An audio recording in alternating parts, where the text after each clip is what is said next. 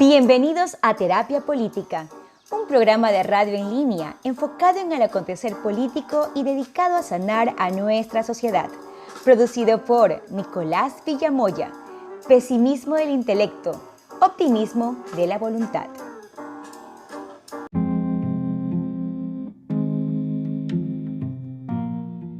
Bienvenidos una vez más a Terapia Política. Nicolás Villa con ustedes. El día de hoy me acompaña un excelso café mexicano llamado Café Viva Finca, originario de Veracruz. Ya voy por mi segunda taza, de verdad que está muy bueno. El café Finca Viva es elaborado con los más selectos granos de café, cultivados en la alta montaña mexicana. Sus condiciones climáticas de suaves temperaturas, alta humedad y buena sombra determinan sus características de extraordinaria calidad. Y de verdad que tiene extraordinaria calidad. Café Finca Viva.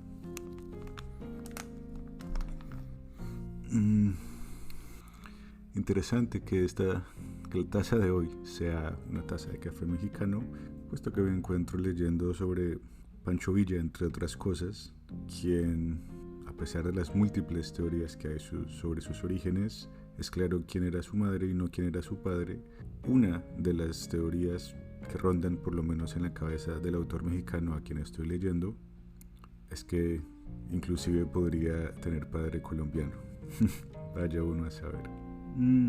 A veces me gusta sentir que quizá este tema mexicano, o estar nominalmente por vía paterna alineado con el apellido Villa, con un bandolero y un rebelde, me proporciona valentía. Valentía que a veces ha sido difícil de obtener, en mi caso, de permitirme, dirían los terapeutas, diríamos. Y digo eso porque el episodio de hoy es un episodio que me ha tomado muchísimo tiempo en hacer.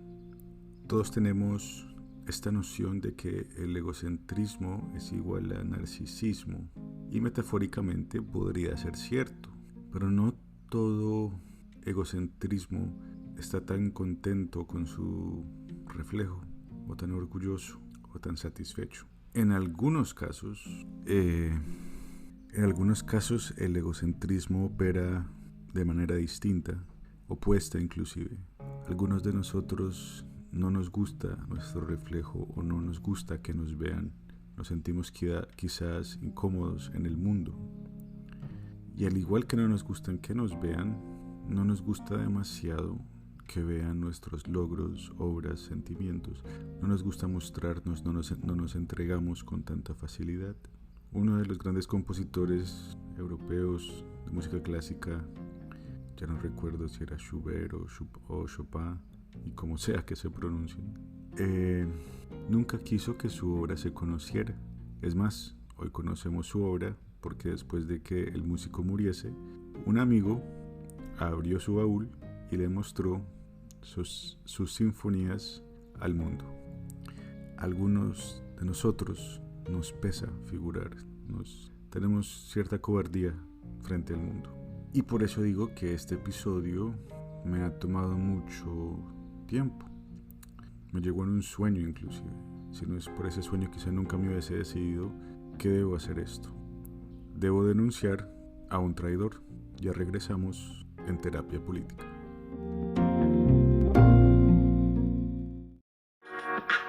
Permítete el goce de Terapia Política.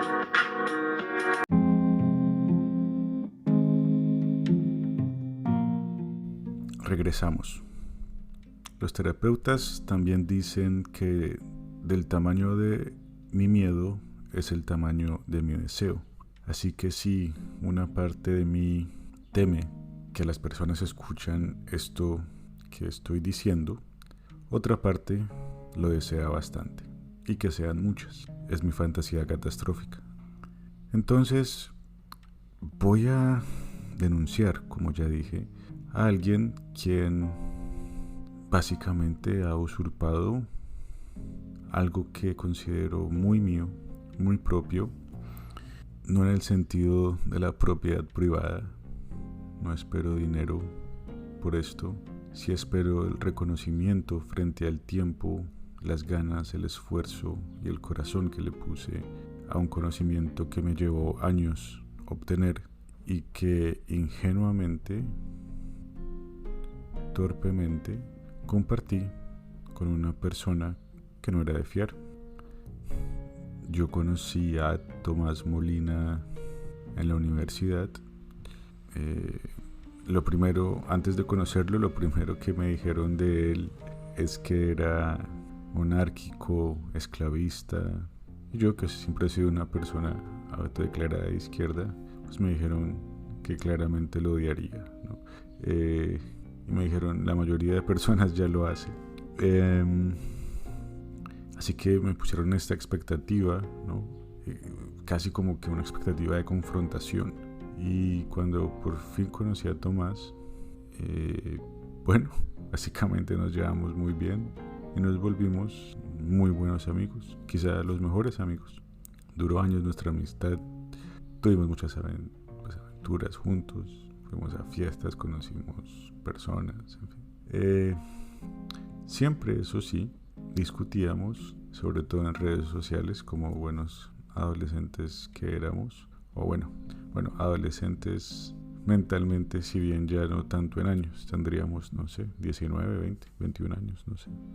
Y bueno, claramente pues era un tema de...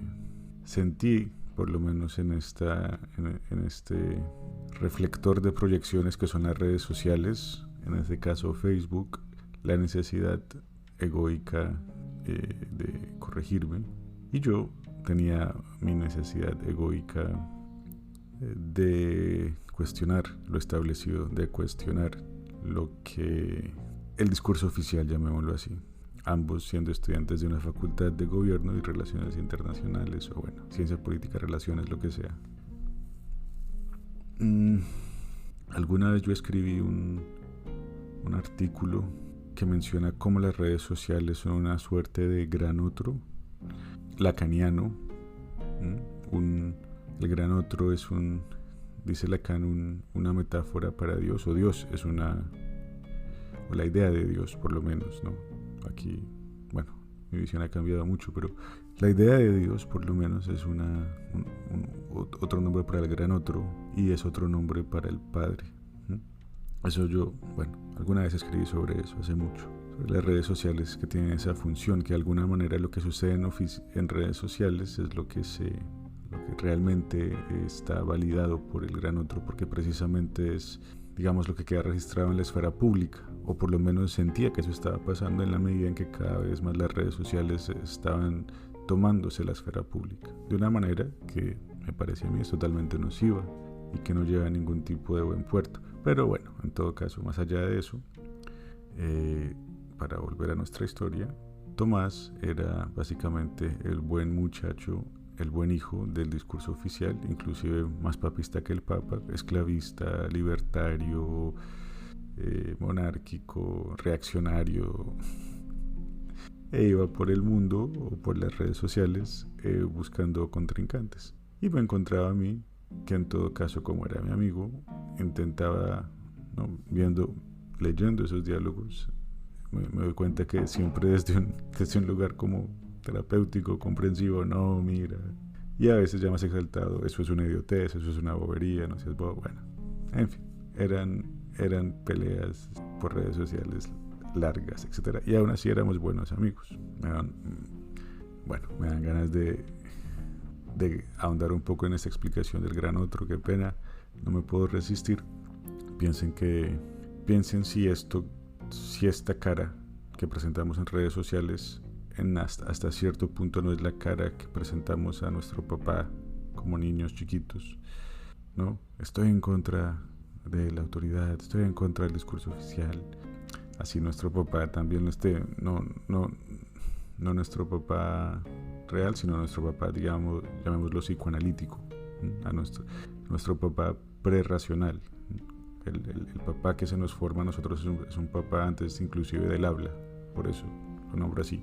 Entonces, o seré muy aliado tuyo, papá, o no, papá, no, estar en contra, O las mujeres, oh papá, mira qué deseable soy, papá, mírame, todos, no, papá, mírame, te presento esto para que me veas en últimas, ¿no? A diferencia de mamá que me mira sí o sí porque su amor es incondicional, bueno, mamífero, en fin, este tipo de cosas. Es un razonamiento que puede o no ser válido, lo dejo ahí, no me interesa en este momento. O bueno, me interesa porque lo digo, pero en fin, de pronto es brillante, ¿no? Hoy de pronto es un razonamiento extremadamente brillante, dejémoslo ahí.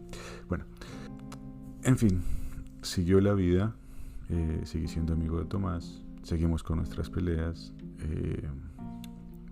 y yo tuve una crisis personal muy fuerte viviendo en Holanda, porque en mi constelación personal, en mi identidad personal, en la formación de mi identidad, mi carácter, llamémoslo así, siempre se contaba esta historia de, bueno, yo tendré carencias, yo habré sido, una vez más, falso o no, verdadero o no, no importa, es la visión que tenía. Entonces yo tenía muchas carencias, me ha tocado muy duro, me ha tocado aguantar mucho, la vida me ha castigado, me ha tocado demasiada dificultad, pero hay algo que yo tengo que nadie más tiene, son mis principios. Yo sé quién soy a través de mis principios, de alguna manera yo soy mis principios. Y en algo que era muy importante, casi que pues sagrado para mí, violé mis propios principios. Y eso me mandó a una crisis monumental, a una crisis, básicamente me rompió. Me quedé sin historia, me entró una rabia gigante conmigo mismo, me dolía el estómago, me dolía la cabeza, no quería que me tragara la tierra, que me escondiera, pues, o sea, no, estaba muy mal. Bueno, y estando muy mal, y estando sin respuestas, y sin saber a quién recurrir, porque yo sabía que había violado mis principios, pero donde alguien más se enterase que había violado mis principios, sentía que se me podía derrumbar el mundo, y bueno. Entonces en esas me encontré con un tipo barbado, despeinado, un video cortico de él en redes sociales, me topé con él y me impactó, me pareció curioso ese señor, y lo que dijo me conflictuó bastante porque me pareció deleznable. Lo que dijo me pareció abyecto, me pareció tan feo, y a la vez mi cabeza me decía, sí, pero el hombre tiene la razón, lo que dice no es falso. Entonces me llamó la atención y me puse a ver más quién era ese tipo. Era un filósofo psicoanalista que ustedes seguramente ya habrán escuchado en este programa, llamado Slavoj Žižek. Bueno, me topé con ese personaje y de repente comencé a leer, me enteré de este tema llamado psicoanálisis. Claro, por cultura popular sabía quién era Freud y bueno, y que hablaba del ego y los divanes y todas estas cosas, pero la verdad que nunca me había llamado la atención. Pero este señor Žižek hizo algo muy conveniente para mí, y es que dijo en las primeras frases del libro El sublime objeto de la ideología que el psicoanálisis era aliado del comunismo. Y yo, que siempre me consideraba, bueno, todavía me considero de izquierda, ahí como que me atrapó. Yo creo que esa es una buena manera de atrapar personas. A los empresarios diles que tu teoría está tan perseguida como la teoría de tener dinero, qué sé yo, cada quien con su fijación. Y entonces, bueno, ahí comencé a leer, y tanto desde lo político como desde lo personal y la manera en que este tipo las enredaba, pues de repente comencé a entender qué había pasado conmigo, ¿no? Las categorías del autosabotaje, las distintas personas o caracteres que viven en nosotros, ego, superego, y también podía explicar un mundo, el mundo que yo observaba en su idiotez, ¿no? Lo que hemos mencionado aquí muchas veces, los garantes de la paz son los que producen las armas, en fin, ¿no? Lo que uno puede o no aceptar ya aquí, ¿no? Ya no es el propósito de este programa crear emancipados políticos. Pero bueno, creo que el de Zizek sí. Y entonces, claro, yo me pegué una tremenda aficionada, básicamente me volví en el buen sentido, un adicto. Pasaba noches enteras sin dormir leyendo. En la Universidad de Leiden, al final de la maestría, envía un listado de todos los libros que uno lee durante su estadía. Y yo creo que leí todo lo que podía leer de Zizek y después seguí leyendo mucho más. En fin, realmente, si estamos hablando de Alicia en el País de las Maravillas, me adentré en la madriguera del conejo. Si estamos hablando de Matrix, me tomé la pastilla roja, etcétera, y no una, sino 10.000. Llegué hasta donde la razón por sí sola puede llegar en una aventura de entender la naturaleza humana, siento yo, y desde las herramientas que proporciona lo que ha producido Occidente, que después nos enteraremos fue copiado, robado, etcétera, pero bueno, ¿no? Freud, Hegel, Lacan, y de ahí para atrás, de quienes en la tradición que ellos enmarcan, ¿no? Y de donde provienen de pensamiento, remontándose a la antigua Grecia o quizá antes. Entonces, además de hasta cierto punto no sanar, porque no sané, no liberarme de mis conflictos, no tramitar mis conflictos, nada de eso. No logré eso, pero sí logré entenderlos hasta cierto punto. Y también logré una herramienta inmejorable para tener la razón. Eso sí siento que como les digo, desde el punto de vista racional es imbatible. No es una teoría que por lo menos hasta ahora es imbatible. Con esa herramienta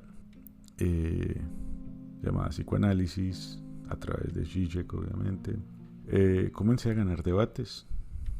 Y este amigo a la distancia, que aún se creía, ¿no?, el perfeccionador del mundo, comenzó a buscarme para debatir. Y ay Dios, y trapié el piso con él. ¿Por qué? Porque, bueno, en fin, no es que fuese tan difícil. Si alguien viene desde un lugar de esclavismo, monarquía, liberalismo o libertarianismo, como quieran, pero hubo algo distinto en Tomás, siento yo, que nos sucedía o que nos suele suceder el día de hoy. Ahora tengan en cuenta que estamos en un momento histórico donde esas teorías aún hay países firmando tratados de libre comercio, aún ganan elecciones, aún esta ortodoxia económica liberal se considera inteligente, técnica y no ideológica, ¿no? Hoy en día estamos en otro lugar histórico, pero a pesar, de que, en fin, todavía el debate está vivo, pero en esa época es que era simplemente como decir que el mar es azul y que el planeta Tierra es redondo. Había que firmar tratados de libre comercio, había que disminuir el sector público, todas estas vainas, todo este consenso de Washington, que ya Washington no apoya, ¿no?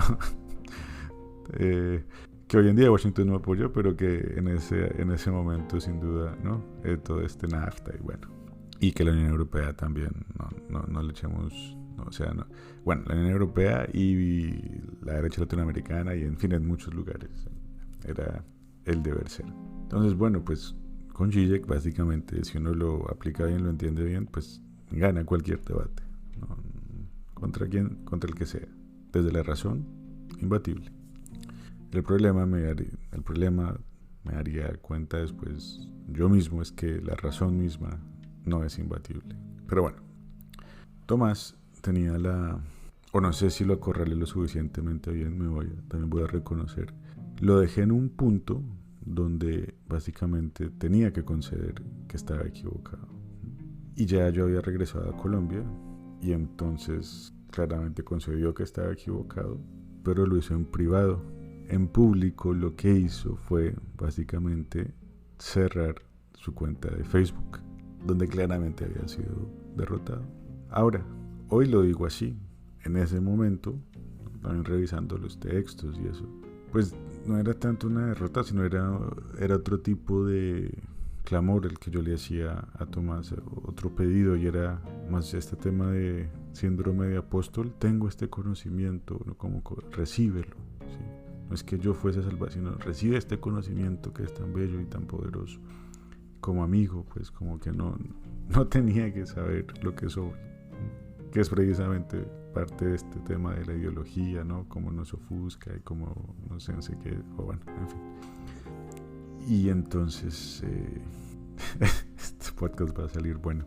Y entonces, bueno, pues como les digo, Tomás se volvió públicamente, digamos, entendió.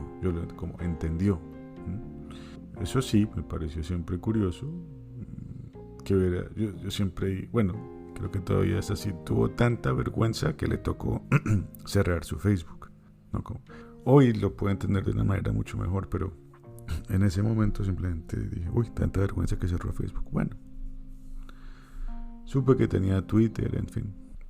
Pasaron los años, seguimos siendo amigos, pasaron muchas cosas. Hablaba con Tomás todos los días, pero más que eso, comencé a sentir que él hablaba conmigo. Me escribía a las 5, a las 6 de la mañana. Opina sobre esto. ¿Qué? ¿No? Y así como una orden, opinad. Bueno, teníamos ese chiste interno. Digo, entre un grupo de amigos, así de hablar como conquistadores. Opinad. Éramos unas huevas. Bueno, él lo sigue siendo. Y bueno, yo pensando que estaba con un amigo y siempre como con esta idea de, bueno, él necesita saber más o quiere saber más, y bueno, con un amigo, ¿por qué no compartir lo que yo sé? Opinaba, mandaba conceptos, le corregía los suyos, le explicaba en qué se estaba equivocando. Básicamente era su profesor. Está bien. Después, por un tercero, un día me enteré, hey, Tomás tiene muchos seguidores en Twitter. Yo había intentado Twitter. Yo de hecho intenté con un perfil antiguo que se llama ChipCheck, como el Zizek Chipcha. Intenté un poco, ¿no? Como al ver que funcionaba con Tomás, dije, uy, hay esperanza, ¿no? La gente ideologizada igual puede, no, hay manera de llegarle a la gente, pensé. Si le puedo llegar a Tomás, le puedo llegar a cualquiera. Y entré y estuve en Twitter un rato, pero realmente es que esa red no me gusta, no me gusta. Y bueno, cerré eso y lo dejé ahí, y bueno, siempre era un lugar, y es un lugar como donde salgo asqueado, y a veces por mi propia morbosidad como que me gozo el sentirme tan asqueado. Es morbo, como ya he hablado de lo mismo que me ocurre con Carlos Antonio Vélez, ¿no? Entonces bueno, veo los perfiles más locos y más abyectos, y bueno, obviamente el de Tomás. Y bueno, entonces, bien, sí, Tomás está creciendo, en Twitter, bueno, bien. Durante esa época también tuvimos unas entrevistas con un académico, Todd McGowan, que Tomás me invitó. Tomás ya me contaba cosas como que, ay, sí, yo en mis clases hablo de usted todo el tiempo, no sé qué. Bueno, la verdad que también por mi propio egocentrismo que ya expliqué, como que me molesta figurar, ¿cierto? Casi que me sentía cómodo con que un conocimiento de ellos se estuviera expandiendo, difundiendo, sin que a mí me tocara hacerlo, porque pues me tocaría a mí figurar. De hecho, si yo publiqué algo, lo publiqué en un portal que se llamaba Palabras al Margen, en unos portales ahí precisamente marginales, Palabras al Margen, ¿no? Algo que precisamente estuviese al margen y no en el centro, que no me tocase asumir o estar ahí, o sí. Y si era en Facebook, pues sí es una red social, pero con gente conocida, bueno, ya. Bueno, el tema es que con el tiempo Tomás comenzó a lanzarme pullas de competencia, diciendo cosas como gané Twitter, o cierto. O sea, ya me había acostumbrado a que lo que él decía simplemente era un reflejo de lo que yo le decía directamente por WhatsApp, ¿no? Y él lo magnificaba por Twitter, etc.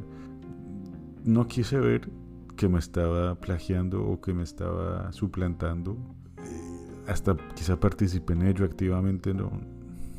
la verdad que, como les digo, nunca me molestó.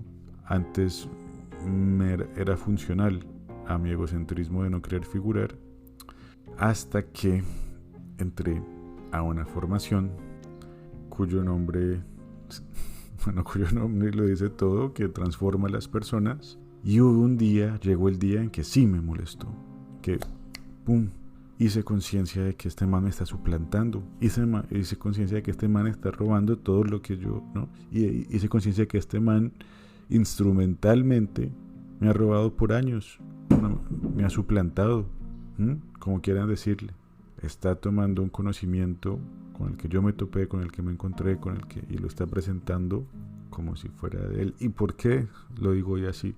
Porque esta es una persona que se denomina autodidacta, que nunca le han enseñado nada, que se pasa sus días, esto lo mencionaba anteriormente, debatiendo con personas exactamente iguales a él, que se esfuerza muchísimo en nunca aceptar su visión del pasado, en borrarla, ¿sí? En que no se sepa qué es lo que él decía hace algunos años del psicoanálisis, de la izquierda, de la democracia. Y exactamente como hizo él para entrar en estos temas. Lean ustedes, estoy seguro sin haberlos leído porque qué pereza, pero lean ustedes sus tesis, a ver qué asomo hay de psicoanálisis.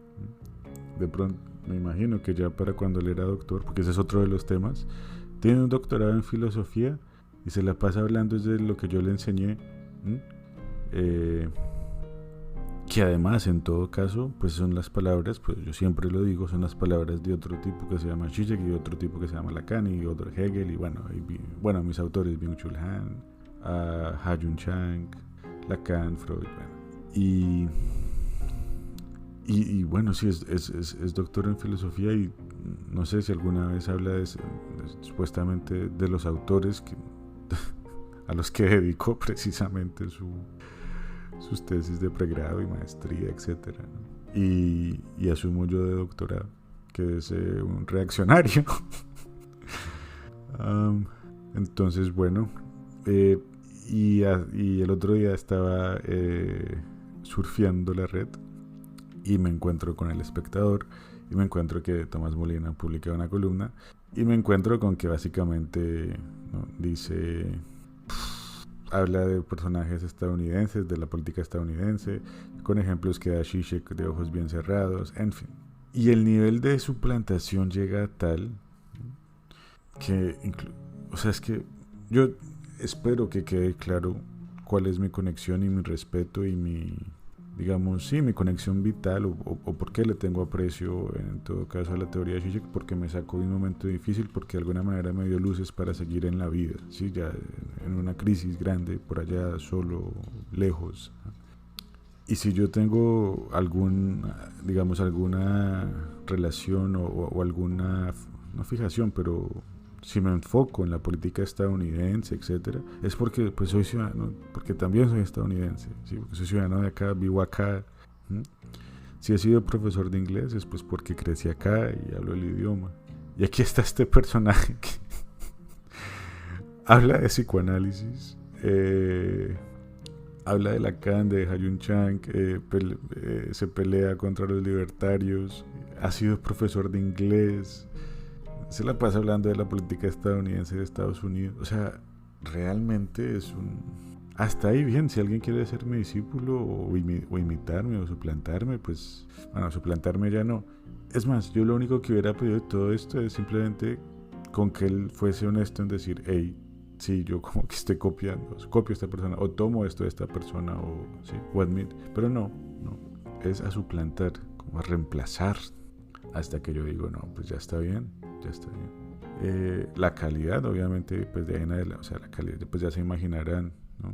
Como profesor de inglés, tengo entendido que da inglés en un centro de idiomas donde el lema era, ¿para qué hablar como nativo? Si los que tenemos acento hablamos mejor. ¿Qué parece hablar inglés como nativo? Bueno, y así son las cosas con él, ¿no? Cuando le tocaba dictar clase en las noches, no, nada tan bueno como dictar clase en horario por la noche, ¿no? Qué pereza tener un horario laboral normal. Cuando por ahí existía el pequeño chance de que un político, Lara, el que quiere lanzarse para alcalde, le diera un puesto. No, ese es el político que realmente entiende a Colombia, ¿cierto? Cuando no tenía el doctorado, no. La tara era el doctorado, no quita lo tarado. Una vez lo tuvo, la tara ya no estuvo. Entonces sí es un personaje que pues a mucha gente le genera rechazo. A los que lo conocen usualmente les genera rechazo. Y a mí no me lo generó, ahora sí me lo genera, me lo genera mucho, pero también siento que en esta suplantación, pues como les digo, yo también tengo que pues poner un límite y sí, por lo menos que esto salga a la luz. Si bien mi fantasía catastrófica es que esto sea un escándalo así, ¿no? Pues lo más seguro es que sea algo irreverente y que lo escuchen 2 personas y que ni lo escuchen completo. Pero como decía en Lacan, una carta siempre llega a su destino. Y espero que así sea porque, bueno, no confío obviamente en ninguna de las instituciones, me refiero ni siquiera en la prensa. Si esto algún día llega a alguien encargado del espectador, por ejemplo, lo más seguro es que intenten callarlo y no responder frente a este tema. En este momento quizá no tendrían por qué saberlo. Yo me he demorado mucho también en comunicarlo. Esa es una falta mía, pero ahora lo hago público. Sí había dicho un par de cosas, ¿no? Así como que apuntando, pero ¿no? Lo de Simoninis y estas cosas, pero de aquí es más puntual, más de frente, más necesario para mí también. Y bueno, hasta ahí digamos que está la parte que quiero denunciar. Por otro lado, pues igual es mi tesis de grado de la Escuela de Transformación Humana es básicamente las limitaciones de cualquier enfoque racional frente al tema. Y creo que este triste discípulo es la muestra más fehaciente. Es quizá mi fracaso como profesor, es que terminé con alguien que quiere imitarme a toda costa, que quiere ser yo. Y mi reconocimiento como terapeuta es que el proceso terapéutico pasa por ser quien se es, y me encantaría que él quisiera ser él, pero no quiere ser yo. Ojalá algún día se acepte, ¿no? Y acepte toda su historia, pero bueno, no soy salvador de nadie y por ahora cuento mi historia, expongo mi historia, que también, ¿no? Siempre proyectamos, ojalá él se acepte. Bueno, parte de aceptarme yo y mi historia es aquí, comunicarla, sacarla a la luz, porque como les digo, si bien a él no, es directamente proporcional lo que a él se le dificulta reconocerse como alumno, a mí se me dificulta reconocerme como maestro. Soy su maestro, me equivoqué, fui demasiado exitoso pensando en que quería un clon, y hoy digo no quiero clones, quiero personas que sean quienes son.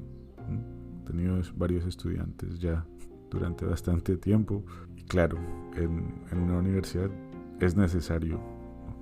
que aprendan lo que tú ya sabes, bueno, pero que aprendan lo que yo ya sé como profesor, pues. Pero es a esta persona a la que le dediqué tanto tiempo y que ahora intenta suplantarme, casi que mi pedido reconoce a tu maestro y dedícate a ser tu propia persona. Mi exigencia.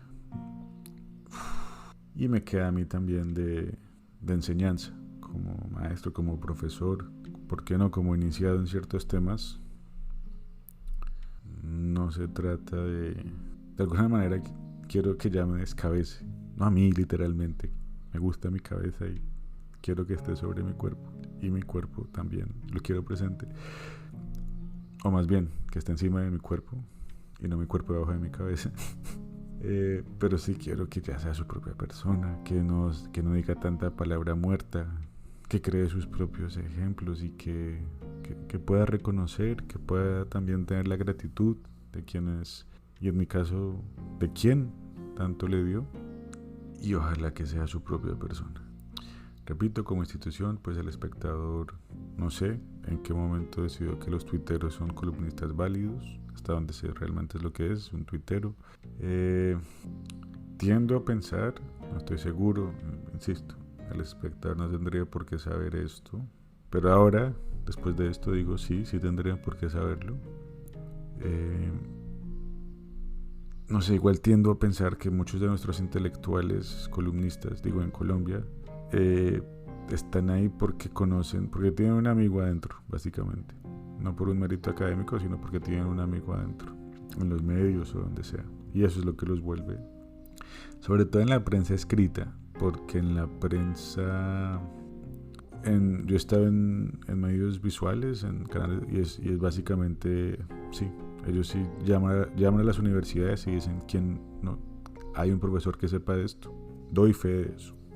Puedo dar los nombres, Cable Noticias, RCN inclusive, sí. Caracol también. Literalmente que Caracol necesita a alguien que sepa de tal tema, y en una autorregulación en la gobernanza, diríamos, un grupo de profesionales y académicos dice, enviemos a tal persona. O alguien dice, yo quiero ir. En la prensa escrita no sé. Entonces, bueno. Y además, bueno, ese es mi caso. No sé si sea el único caso. No se trata de condenar o de apoyar. No se trata de eso. Se trata de básicamente retomar lo que es mío, lo que me pertenece. Repito, en tiempo, en esfuerzo y en corazón, porque fue con mucha buena onda y dentro de la amistad y el amor fraternal que yo compartí eso, para que él hoy, y nunca fue para que él lo usufructuara de esa manera, básicamente engrandeciendo su neurosis, su ego. Espero haberlo dicho todo, espero haber sacado todo esto que tenía contenido, y si no, pues tendré que hacer otro episodio, qué sé yo. Agradezco si alguien está escuchando del otro lado, y ojalá Tomás algún día, por no decir ya mismo, no ojalá, no si Dios quiere, yo quiero, sí, Tomás, deja de joder tanto, deja de ser tan copión y haz tu propia vaina, madura, crece un poquito, o crece mucho, pero crece con lo tuyo y no con lo mío. Nos escuchamos después en Terapia Política.